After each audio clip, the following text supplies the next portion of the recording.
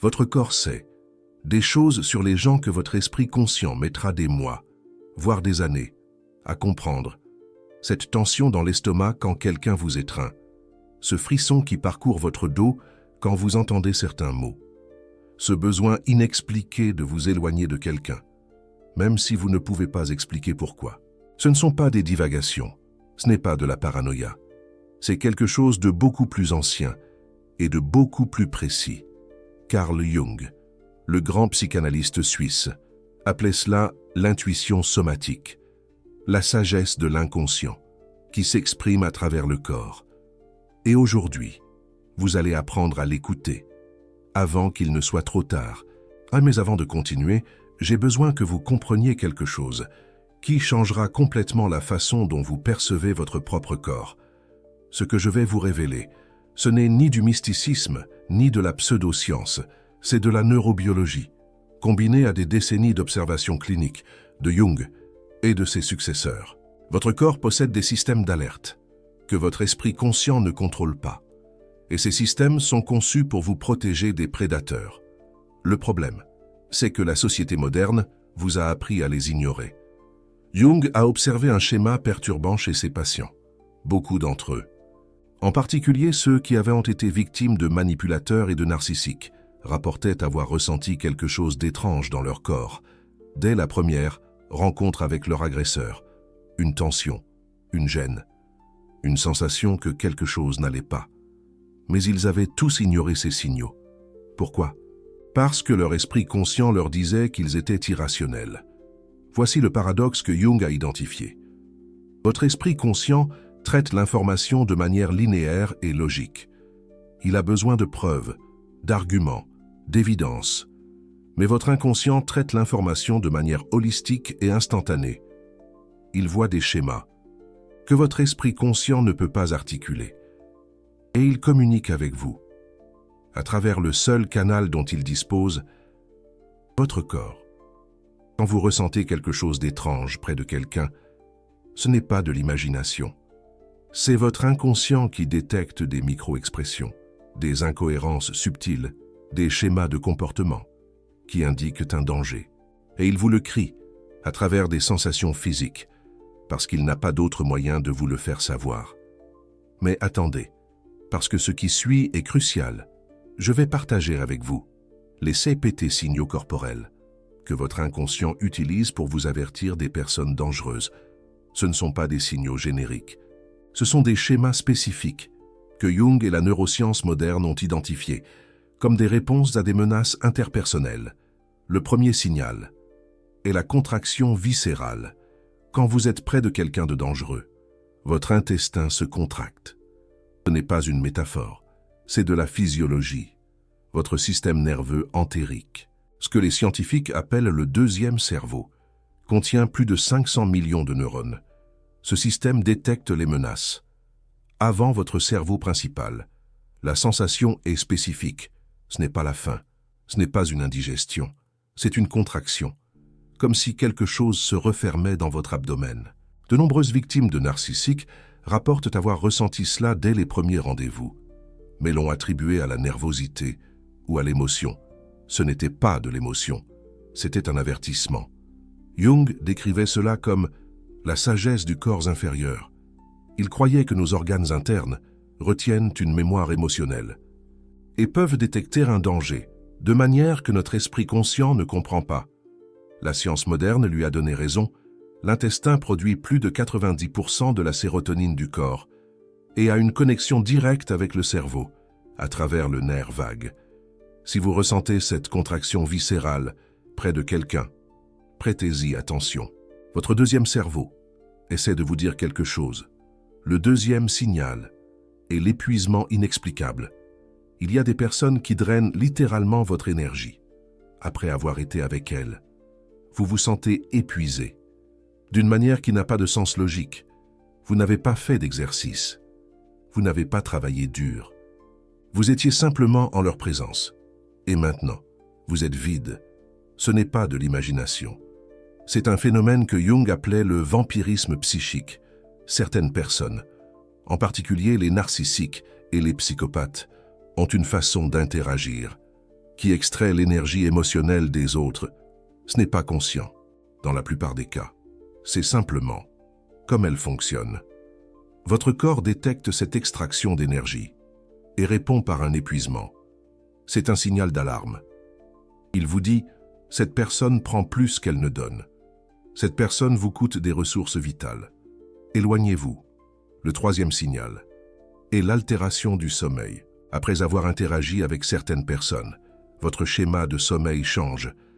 Vous avez du mal à vous endormir. Vous avez des rêves perturbateurs. Vous vous réveillez sans vous sentir reposé. Cela se produit parce que votre inconscient continue de traiter la menace, même lorsque votre esprit conscient a décidé de l'ignorer. Jung accordait une énorme importance aux rêves, comme message de l'inconscient. Il croyait que lorsque nous ignorons des signaux pendant la journée, l'inconscient intensifie sa communication pendant la nuit. Si vous commencez à avoir des rêves étranges ou perturbateurs, après avoir rencontré quelqu'un de nouveau, votre inconscient essaie d'attirer votre attention. Portez une attention particulière aux rêves où vous vous sentez pourchassé, piégé ou incapable de vous échapper. Ce sont fréquemment la façon dont votre inconscient traite la sensation d'être près d'un prédateur. Le quatrième signal est la tension musculaire spécifique. Votre corps se prépare à combattre ou à fuir, même lorsque votre esprit conscient ne perçoit pas de menace. Cette préparation se manifeste comme une tension dans des zones spécifiques. Épaules relevées, mâchoire serrée, poings fermés, cou raide. Ce qui est intéressant, c'est que cette tension apparaît automatiquement près de personnes dangereuses, même si ces personnes sont aimables en apparence. Votre système nerveux sympathique détecte la menace et prépare votre corps à l'action.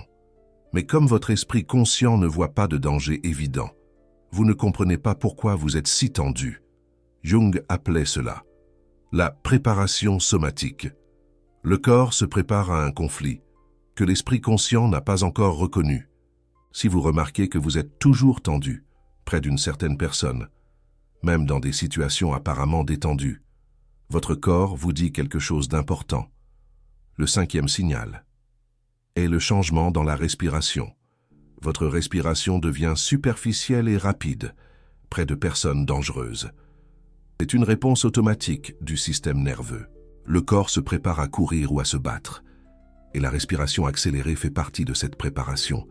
De nombreuses victimes de manipulateurs rapportent qu'elles se rendaient souvent compte qu'elles retenaient leur respiration pendant des conversations avec leur agresseur.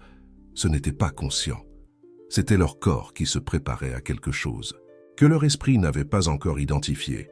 Si vous remarquez que votre respiration change près de quelqu'un, qu'elle devient plus superficielle, ou que vous retenez même votre souffle, c'est un signal clair. Votre système nerveux autonome a détecté une menace. Le sixième signal est ce que Jung appelait la perte de présence. C'est une sensation de déconnexion de soi-même. Soudain, vous avez l'impression de vous observer de l'extérieur, comme si vous n'étiez pas complètement présent dans votre propre corps. C'est une forme de dissociation légère. Ce phénomène se produit parce que votre inconscient tente de vous protéger d'une expérience qu'il perçoit comme nuisible. En vous déconnectant partiellement de votre corps, il réduit l'impact émotionnel de ce qui se passe. C'est un mécanisme de défense primitif. Si vous ressentez cette sensation de déconnexion près d'une personne spécifique, c'est un signe que votre inconscient perçoit cette personne comme une menace sérieuse. Ce n'est pas un hasard. Ce n'est pas de l'imagination. C'est de la protection. Et voici le septième signal, le plus subtil, mais peut-être le plus important. C'est ce que j'appelle la disparition du moi, près de certaines personnes, spécialement des narcissiques sophistiqués. Vous commencez à perdre contact avec vos propres besoins, vos désirs et vos opinions.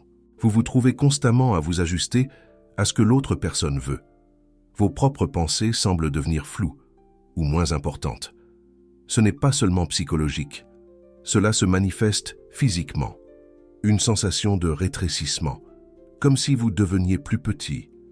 Une difficulté à sentir où se terminent vos limites et où commencent celles de l'autre personne. une confusion physique sur votre propre espace. Jung décrivait cela comme une invasion du champ psychique. Certaines personnes ont la capacité d'étendre leur présence de manière à envahir l'espace psychologique des autres. Les personnes sensibles sentent cela comme une sensation physique réelle. Maintenant, avant de continuer avec comment reconnecter avec votre intuition somatique, je veux faire une pause. Si ce contenu vous ouvre les yeux, si vous reconnaissez ces signaux dans votre propre expérience, le bouton Super Thanks est là, en bas. Ce type de connaissance n'est pas commun. La plupart des gens passent toute leur vie à ignorer les signaux de leur propre corps, parce que personne ne leur a enseigné à les écouter. Votre soutien permet que nous continuions à apporter cette connaissance protectrice à ceux qui en ont besoin. Chaque Super Thanks est un message que cette information vaut de l'or. Et elle le vaut. Parce qu'elle peut vous sauver d'années de souffrance aux côtés de la personne équivocada. La personne erronée. Maintenant, revenons à ce qui importe. Pourquoi ignorons-nous ces signaux? C'est peut-être la question la plus importante. Si notre corps a des systèmes si sophistiqués pour détecter le danger, pourquoi ne les écoutons-nous pas? Jung a identifié plusieurs raisons. La première est ce qu'il appelait la tyrannie de la raison. La société moderne nous a enseigné que seul le rationnel est valide. Que faire confiance à des sensations est primitif, irrationnel, même dangereux. On nous a entraînés à nous méfier de notre propre corps. Quand vous sentez quelque chose d'étrange près de quelqu'un, votre esprit cherche immédiatement des justifications logiques. Je n'ai aucune raison de sentir ça. Cette personne n'a rien fait de mal. Je suis paranoïaque. Et cette voix rationnelle silencia la sagesse du corps. Silence. La sagesse de l'inconscient.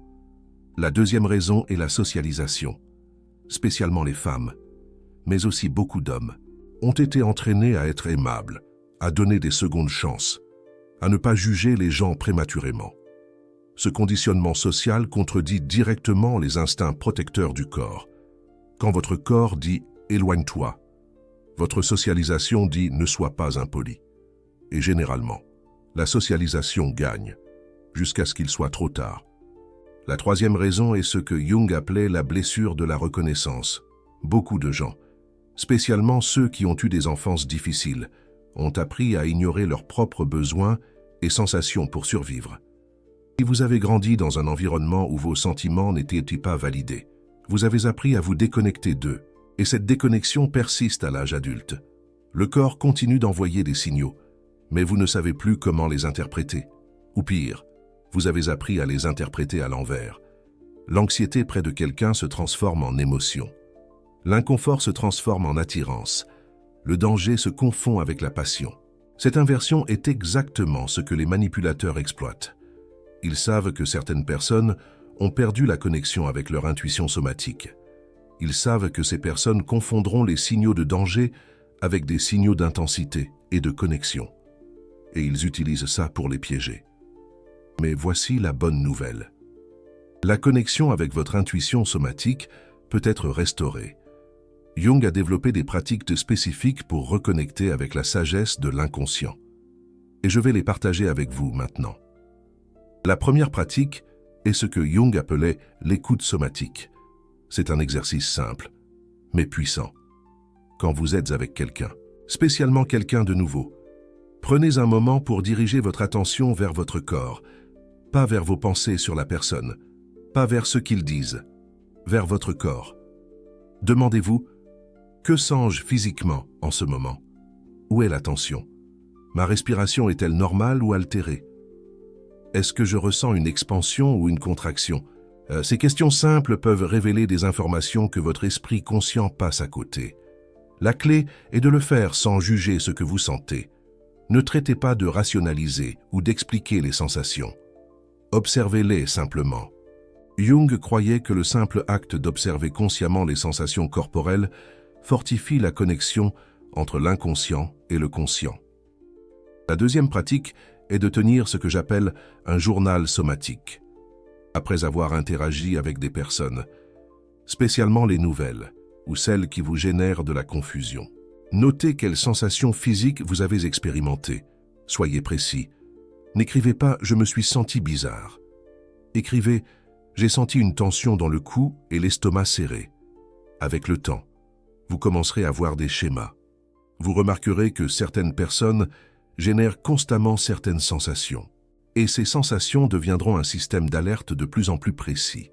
Jung utilisait une version de cela avec ses patients. Il leur demandait de tenir un registre non seulement de leurs rêves, mais de leurs sensations corporelles pendant la journée. Il croyait que le corps offrait des pistes aussi valables que les rêves sur l'état de l'inconscient.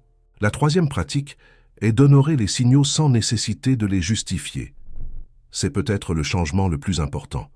Vous devez vous donner la permission d'agir basée sur des sensations corporelles, même quand vous ne pouvez pas les expliquer rationnellement. Si votre corps vous dit « éloigne-toi de quelqu'un », vous n'avez pas besoin d'une raison logique pour le faire. Vous n'avez pas besoin de preuves. Vous n'avez pas besoin que la personne fasse quelque chose d'évidemment mauvais. Vous pouvez simplement dire « mon corps me dit quelque chose et je vais l'écouter ». C'est suffisant. Jung était emphatique à ce sujet. Il disait que la tyrannie de la raison a mené l'être humain moderne à se déconnecter de sources de connaissances beaucoup plus anciennes et, dans beaucoup de cas, plus précises. Le corps a des millions d'années d'évolution à apprendre à détecter les menaces. L'esprit conscient a quelques milliers d'années de développement culturel. Ce n'est pas toujours l'esprit qui sait le plus. La quatrième pratique, c'est ce que j'appelle la vérification rétrospective. Pensez à des relations passées, qui se sont avérées toxiques ou néfastes.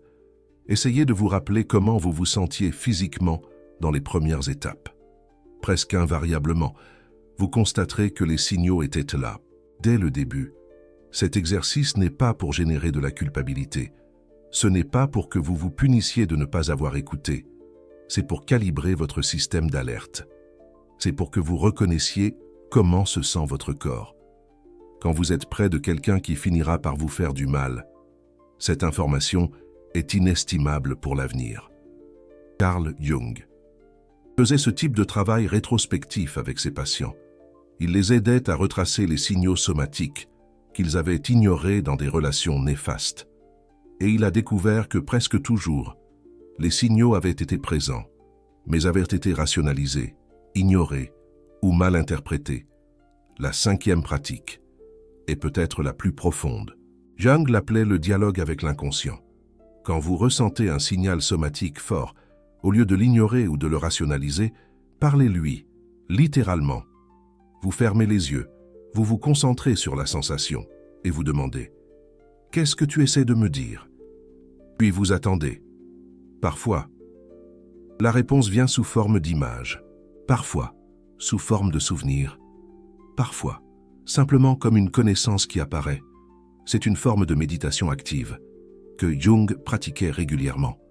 Cela peut paraître étrange pour ceux qui sont habitués à des approches purement rationnelles. Mais Jung insistait sur le fait que l'inconscient a sa propre intelligence, son propre agenda et son propre langage. Apprendre à communiquer avec lui, y compris à travers les sensations corporelles, est l'une des compétences les plus protectrices que vous puissiez développer. Maintenant, je veux vous parler de quelque chose que très peu mentionnent. Pourquoi les empathes sont particulièrement vulnérables et particulièrement doués dans ce domaine. Jung a identifié ce qu'il appelait la fonction intuitive, comme l'une des 4 fonctions psychologiques principales. Certaines personnes naissent avec cette fonction plus développée. Elles sont naturellement plus sensibles à l'information qui vient de l'inconscient, y compris l'intuition somatique. Ces personnes, souvent appelées empathes dans le langage moderne, ressentent plus intensément les signaux corporels près des autres. Elles sont comme des antennes amplifiées. Elles captent des signaux que d'autres personnes n'enregistrent même pas. Mais voici le paradoxe. Cette même sensibilité qui les rend capables de détecter le danger avec précision les rend aussi vulnérables, parce qu'elles ressentent tellement. Elles se sentent souvent dépassées. Et pour gérer cette surcharge, beaucoup d'empathes apprennent à ignorer leurs propres signaux. De plus, les manipulateurs recherchent spécifiquement des personnes avec une haute fonction intuitive. Pourquoi? Parce que ces personnes peuvent fournir le niveau d'attention émotionnelle et de validation dont les narcissistes ont besoin. Les empathes peuvent littéralement sentir ce que le narcissiste veut et ont tendance à le lui donner automatiquement. Jung a mis en garde contre ce schéma. Il a dit que les personnes avec une fonction intuitive développée doivent être particulièrement attentives à la protection de leurs limites. Elles doivent apprendre à distinguer entre leurs propres émotions et celles qu'elles captent des autres. Et elles doivent honorer leurs signaux d'alerte, encore plus que la personne moyenne. Si vous êtes une personne qui a toujours ressenti des choses sur les autres, qui se sont avérées vraies, si vous avez eu des pressentiments qui se sont réalisés, si vous sentez physiquement les émotions des personnes autour de vous, alors vous avez ce que Jung appellerait une fonction intuitive développée. C'est un cadeau. Mais c'est aussi une responsabilité. Votre système d'alerte est plus précis que celui de la plupart. Mais il ne fonctionne que si vous l'écoutez. Laissez-moi partager quelque chose qui peut complètement changer la façon dont vous naviguez dans les relations. Jung croyait que l'inconscient ne détecte pas seulement le danger présent, mais qu'il peut anticiper le danger futur. Il appelait cela la fonction prospective de l'inconscient. Votre intuition somatique ne vous dit pas seulement comment est quelqu'un maintenant. Elle vous dit comment sera cette relation dans le futur. Cette sensation d'inconfort que vous ressentez lors de la première rencontre avec quelqu'un qui finira par vous faire du mal n'est pas une réaction au moment présent.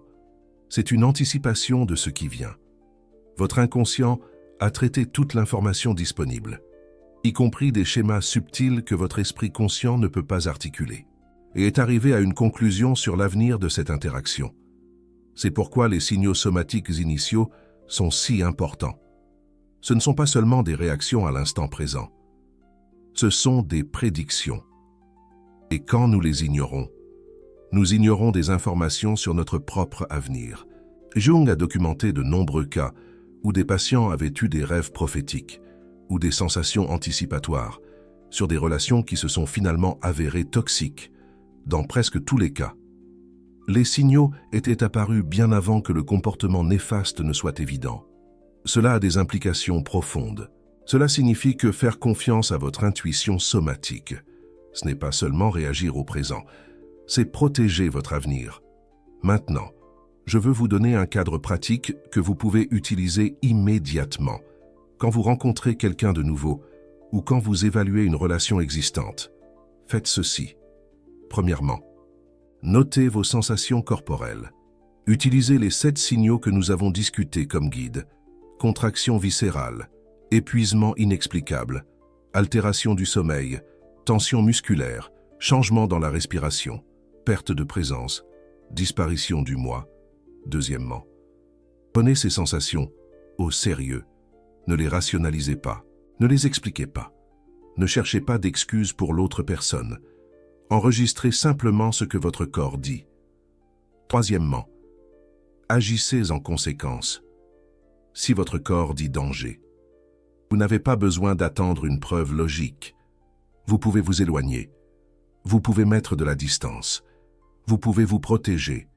Vous ne devez rien à personne, que votre propre système d'alarme identifie comme une menace. Jung disait que l'homme moderne a perdu le contact avec son instinct.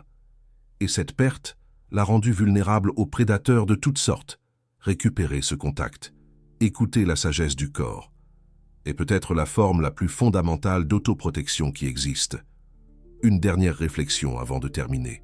Il y a une raison pour laquelle votre corps a ces systèmes d'alerte. Ce ne sont pas des accidents évolutifs. Ils sont le résultat de millions d'années de sélection, où ceux qui ignoraient les signaux de danger ne survivaient pas pour se reproduire. Chaque sensation d'alarme que vous ressentez est l'héritage d'ancêtres qui ont écouté ces mêmes signaux. Et c'est pourquoi ils ont vécu. Ignorer votre intuition somatique, ce n'est pas être rationnel. C'est ignorer des millions d'années de sagesse codées dans votre biologie. C'est décider que quelques années de conditionnement social en savent plus que des éons d'évolution. Jung disait que tant que vous ne rendrez pas conscient ce qui est inconscient, la vie vous dirigera. Et vous appellerez cela le destin. Écouter votre corps est une façon de rendre conscient ce qui est inconscient. Il s'agit de prendre le contrôle de votre propre destin, au lieu de vous diriger aveuglément vers des relations que votre propre système d'alarme a déjà identifiées comme dangereuses. Écoutez votre corps. Il vous guide. Votre corps est de votre côté. Il l'a toujours été. La question est de savoir si vous êtes disposé à l'écouter. Êtes-vous prêt à entendre ce qu'il a à vous dire, Je voudrais vous laisser avec une pensée de Jung, qui me semble profondément pertinente ici. Il disait que celui qui regarde à l'extérieur rêve, celui qui regarde à l'intérieur s'éveille. Votre intuition somatique, c'est la voie de ce monde intérieur, c'est la porte vers une connaissance, qui n'a pas besoin de preuves externes, parce qu'elle vient de la source la plus ancienne et la plus fiable qui existe. Votre propre être, votre essence. Chaque fois que vous ignorez un signal de votre corps, vous dites à votre inconscient que vous ne lui faites pas confiance. Et à chaque message ignoré, la connexion s'affaiblit. Mais chaque fois que vous honorez un signal, chaque fois que vous agissez en fonction de ce que vous ressentez, même si vous ne pouvez pas l'expliquer, cette connexion se renforce. C'est comme un muscle. Plus on l'utilise, plus il se développe. C'est un entraînement. C'est une pratique. Et comme toute pratique, elle s'améliore avec le temps. Soyez patient, persévérez, et vous verrez les résultats. Les personnes les plus protégées ne sont pas les plus intelligentes, ni les plus rationnelles. Ce sont celles qui ont appris à écouter la sagesse de leur propre corps. Ce sont celles qui font confiance à cette voix intérieure, qui dit « quelque chose ne va pas ». Même lorsque tout semble parfait en apparence, même quand la raison vous dit le contraire, vous pouvez devenir l'une de ces personnes. Le système est déjà en vous. Il suffit de commencer à l'écouter. Il est temps d'activer votre intuition somatique, de vous reconnecter à cette sagesse innée. Et la prochaine fois que vous sentirez cette tension dans l'estomac, ce frisson inexplicable, ce besoin impérieux de vous éloigner de quelqu'un, ne l'ignorez pas, ne le rationalisez pas, ne cherchez pas d'excuses. Votre corps vous parle. Il utilise le seul langage qu'il connaît pour vous protéger de quelque chose que votre esprit conscient ne peut pas encore voir. Honorez ce message. Votre bien-être futur en dépend. Ne le prenez pas à la légère. Polémique pour les commentaires. Jung disait que le corps ne ment jamais.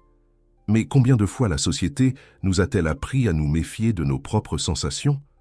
Combien de relations toxiques aurions-nous pu éviter si nous avions écouté le premier signal? Commentez lequel des 7 signaux vous reconnaissez dans votre propre expérience. Et si vous avez déjà ignoré un signal corporel et que vous l'avez regretté, partagez votre histoire. Cela pourrait aider quelqu'un qui se trouve dans cette situation en ce moment même. Antoine, par exemple, a vécu une expérience similaire et il a beaucoup à partager.